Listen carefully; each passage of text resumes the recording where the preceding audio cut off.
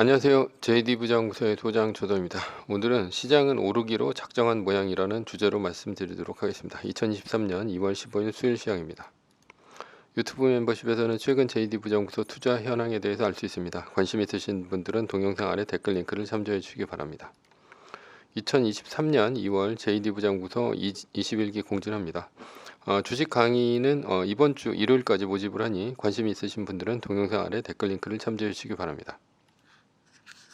뉴욕 마켓워치 1월 CPI 인플레 하락 의구심, 채권 떨어지고 주식 달러 혼조다라는 기사가 있는데요. 어제는 나스닥이 0.57% 오른 가운데 S&P 500 지수는 0.03%, 다우존스 지수는 0.46% 떨어지면서 엇갈렸습니다. 메인 뉴스입니다. 시장은 오르기로 작정한 모양이다. 어제 중요한 지표가 발표되었습니다. CPI죠. 예상은 6.2%였는데 실제로는 6.4% 나왔습니다. 내용도 별로 좋지가 않아서요. 1월 근원 CPI도 전월 대비 0.4% 올라 0.3% 예상을 웃돌았습니다. 다행히 의료 서비스 물가와 중고차 가격이 떨어져 그나마 CPI 수치를 낮춘 것입니다. 그런데 나스닥은 왜 올랐을까요?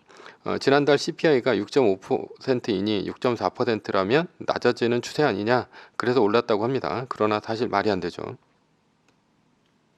작년의 경우를 보겠습니다. 2022년 9월 13일 8월 CPI는 8.1% 예상했는데 8.3% 나왔습니다. 이때 나스닥은 9월 13일에 무려 5.16%가 떨어졌습니다.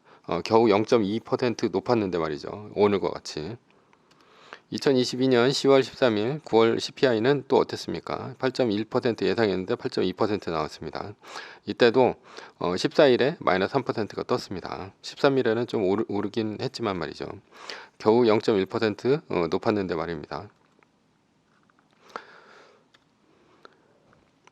이번에도 마찬가지로 예상치보다 0.2% 높았습니다. 그런데 지난번과는 확연하게 다른 분위기입니다.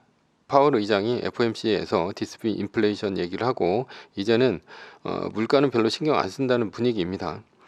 물가가 낮다고 막 오르는 것도 아니고 물가가 높다고 마이너스 3% 뜨는 분위기도 아니라는 얘기죠. 물가는 이제 주식시장에서 아웃 오브 안중이 되어버린 느낌입니다. 그렇다면 이제는 어떤 것이 이슈일까요? 마이크로소프트의 챗 GPT 발표 이후 AI 챗봇 관련한 기업 위주로 시장이 돌아가고 있지는 않나 이렇게 생각이 듭니다. 어제 마이크로소프트, 엔비디아, 팔란티어, AMD, ASML, 마이크론 등과 같은 AI 챗봇 관련 기업들 위주로 시장을 끌어올린 것 같다는 생각이죠. SK 하이닉스도 연초 대비 20%나 올랐습니다. 그렇다고 연준을 신경 쓰지 말라는 얘기는 아닙니다. 다만 이제는 연준의 금리 인상의 끝부분에 와 있다는 얘기고요. 물론 물가가 떨어지지 않는다면 연준도 금리를 한두 번 더 올리고 동결하는 식으로 대응할 것입니다. 다시 말해 이제는 연준의 금리 인상이 시장을 끌어내리는 요소에서는 벗어나지 않았나 이렇게 보인다는 얘기죠. 현재는 고용이 아주 강합니다. 그래서 노랜딩 시나리오가 나오고 있습니다. 노랜딩은 고용이 강하니 소비의 위축이 일어나지 않고 상품 소비를 하니 기업의 실적이 좋아지고 물가가 서서히 내려가 골드락스가 되는 시나리오입니다. 앞으로 연착륙이나 경착륙하지 않고 경기 확장으로 다시 들어간다는 얘기입니다. 제가 생각하기에는 이미 작년에 주식시장은 경착륙했습니다. 1년에 30% 가까이 떨어진 것은 2008년도 금융위기 이후로 처음입니다. 따라서 주식시장은 이미 물가 인상 악재를 다 반영했다고 볼 수 있습니다. 2008년도 금융위기에도 주식시장이 가장 먼저 상승했습니다. 주식시장은 2009년 3월에 바닥을 찍었죠. 그러나 부동산 시장은 2013년에서 14년이 바닥입니다. 따라서 주식시장은 이제부터 상승할 수도 있습니다. 주식시장의 바닥이 실물보다 선행하는 것은 1년 이상을 선반영하기 때문이죠. 결론입니다. 작년처럼 물가로 인해 나스닥이 급락하는 일은 없을 것으로 보입니다. 이제는 물가보다는 AI 관련한 기업들의 선호와 서비스 기대가 주식시장을 이끌어 갈 것으로 보입니다.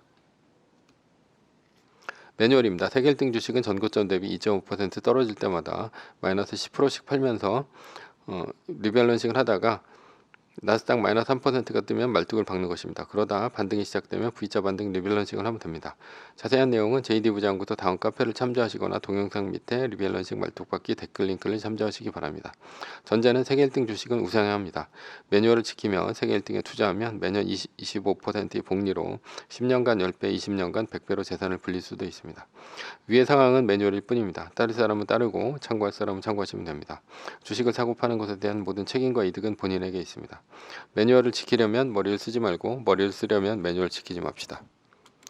오늘은 시장은 오르기로 작정한 모양이다 라는 주제로 말씀드렸고요. 지금까지 JD 부장연구소의 소장 조던이었습니다. 컨텐츠가 좋았다면 구독, 좋아요, 알람 설정 부탁드립니다. 지금까지 들어주셔서 감사합니다.